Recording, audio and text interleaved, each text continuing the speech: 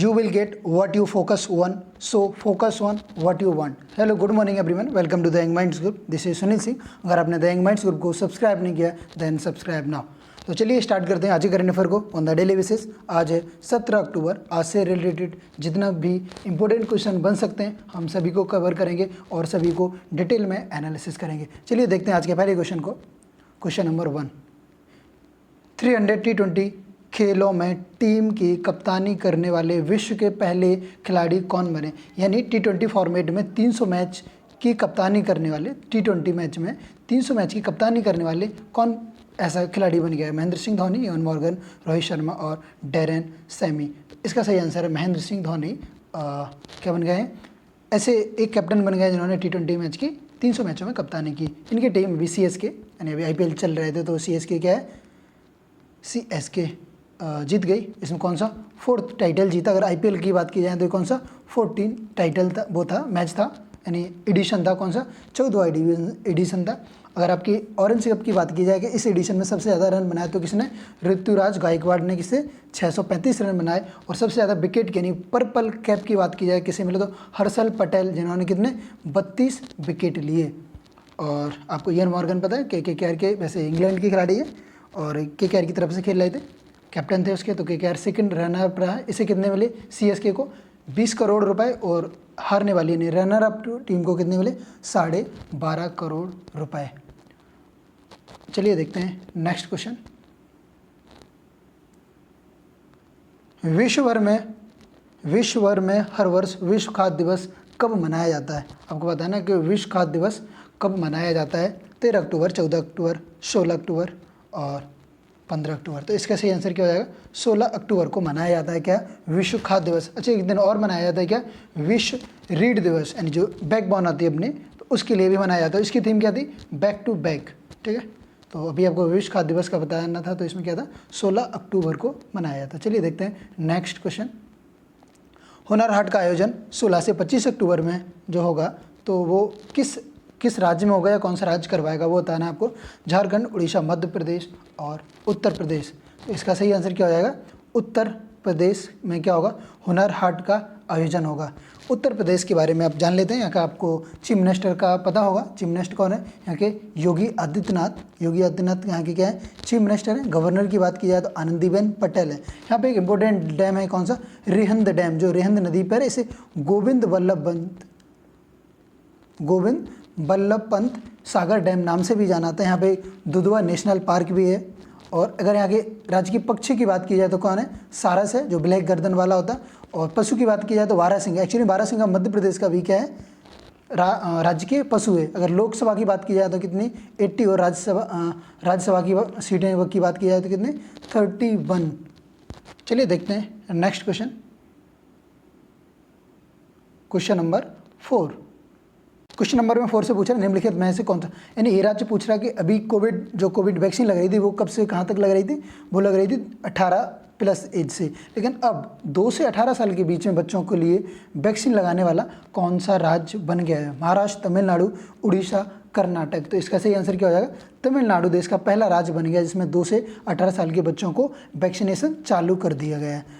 तो तमिलनाडु का अगर CM की बात की जाए तो कौन है, MK स्टालिन यहाँ के CM है. गवर्नर की बात की जाए तो कौन है, RN रवि यहाँ के गवर्नर हैं.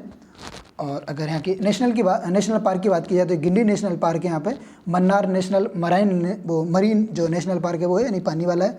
और इंदिरा नेशनल पार्क है जिसे क्या अन्नामलाई नाम से जानते हैं. मुदुमलाई एक नेशनल पार्क है. एक कुमुती नेशनल पार्क है. यहाँ पे इतने सारे फेमस नेशनल पार्क भी हैं. तो चलिए देखते हैं क्वेश्चन नंबर 5.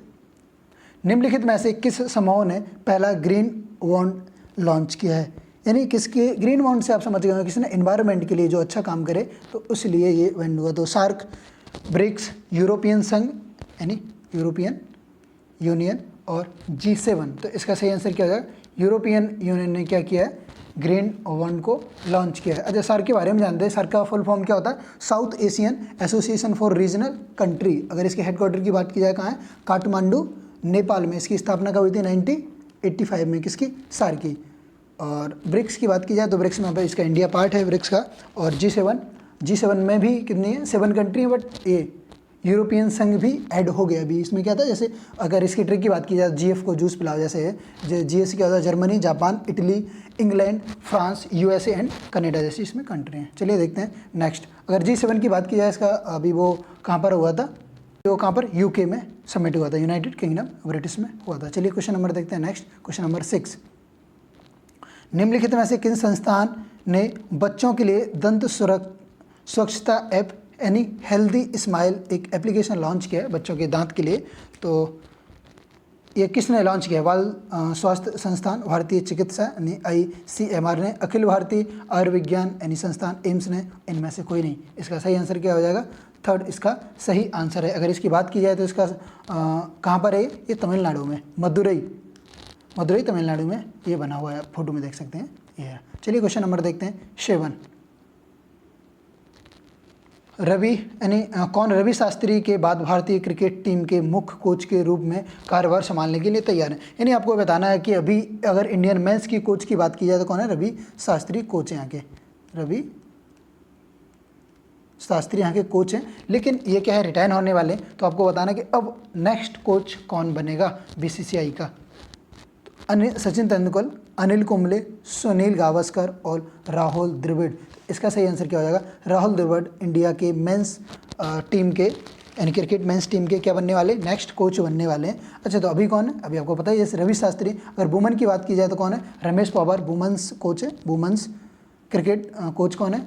कौन है? रमेश पवार। अगर स्थापना की जाए BCCI की स्थापना क्या है? Board of control for cricket in India, BCCI। स्थापना कब हुई थी इसकी? 1928 में। 1928 में क्या हुई थी? इसकी स्थापना हुई थी। इसके अगर प्रेसिडेंट की बात की जाए तो कौन है? सौरभ गंगुली इसके प्रेसिडेंट हैं। और CEO कौन है? जैसा है। और राहुल द्रविड़ की बात की जाए तो कहाँ से थे? इंदौर का जन्म हुआ था इन्होंने, इंदौर में इनका जन्म हुआ था। इनको क्या जानते हैं, क्या नाम से और जानते हैं?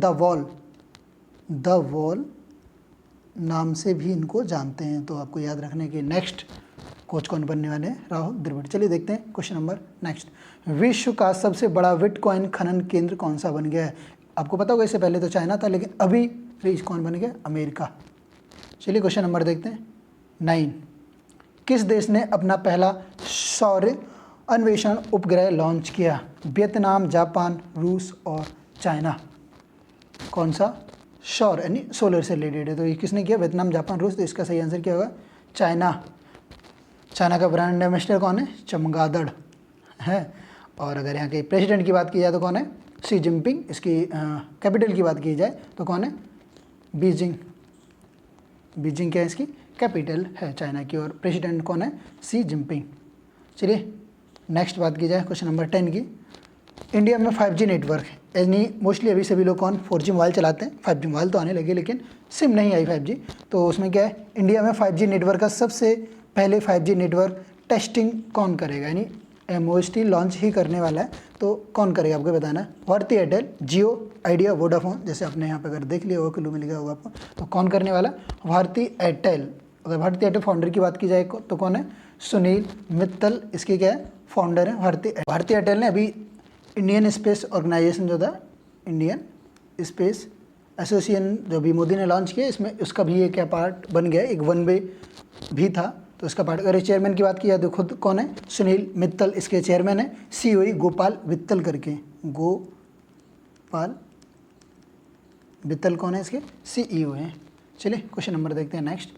ISSF जूनियर चैंपियनशिप में पदक तालिका में टॉप करने वाला कौन सा देश बन गया? यानी इंटरनेशनल स्पोर्ट शूटिंग फेडरेशन जो हुआ था अभी, तो उसमें सबसे ज़्यादा मेडल किसने जीते? आपको पता है, मैंने 1-2 लोगों को कवर भी किया था। जैसे मनु भाकर थे, एक ऐश्वर्य प्रताप सिंह थे और एक मान्या कपूर थी। इन्होंने क्या है? गोल्ड जीते। तो मैंने उनको कवर भी किया था। तो आपको अब ये बताना है कि एक कौन सा देश है जिसने सबसे ज़्यादा मेडल जीते? India, USA, China, Japan. तो इसका आंसर है क्या? हमारा इंडिया, मेरा हिंदुस्तान। तो सबसे ज़्यादा मेडल किसने जीते? इंडिया ने। कितने? 43 के। चलिए देखते हैं, नीचे मैंने फोटो लगाई उसमें देखते हैं।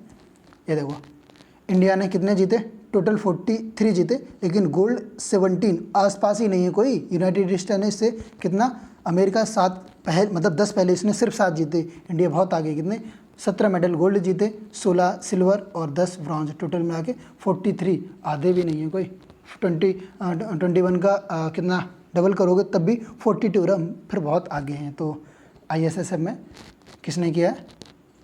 इंडिया ने टॉप किया और टोटल 43 मेडल जीत के। चलिए देखते हैं नेक्स्ट क्वेश्चन, क्वेश्चन नंबर 12।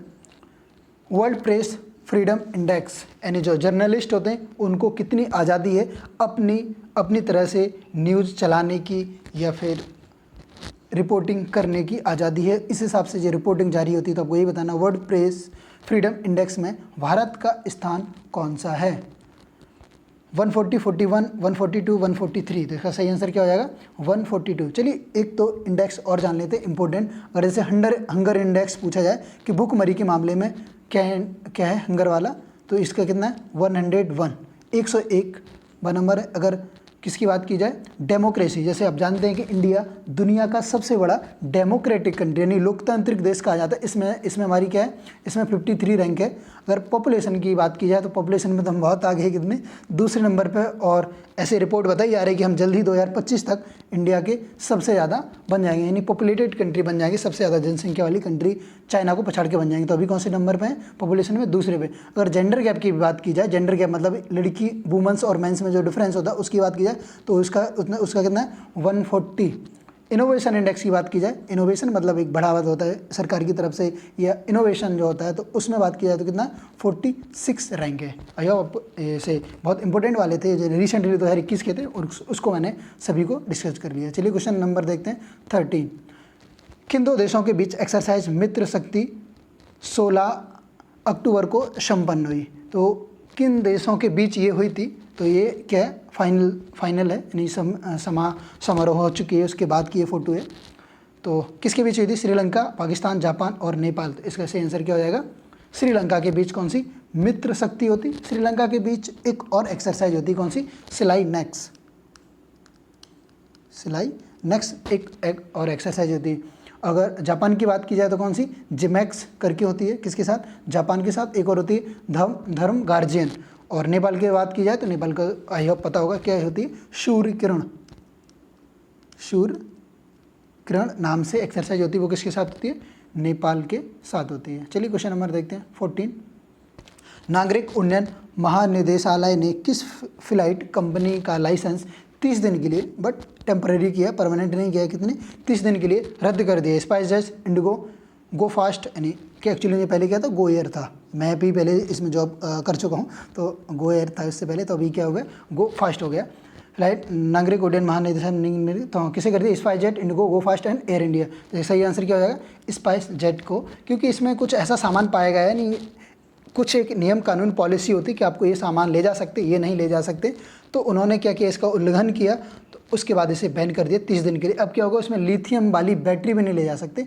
इसको मतलब फ्लाइट बंद नहीं की टोटली, लेकिन कुछ ऐसी चीज़ें बैन कर दी, उसके साथ आप नहीं ले जा सकते। तो कुछ जैसे लिथियम वगैरह बैटरी हो गई, ऐसे कुछ खतरनाक जो सामान है वो नहीं ले जा सकते। चलिए क्वेश्चन नंबर देखते हैं आज का नेक्स्ट, क्वेश्चन नंबर 5।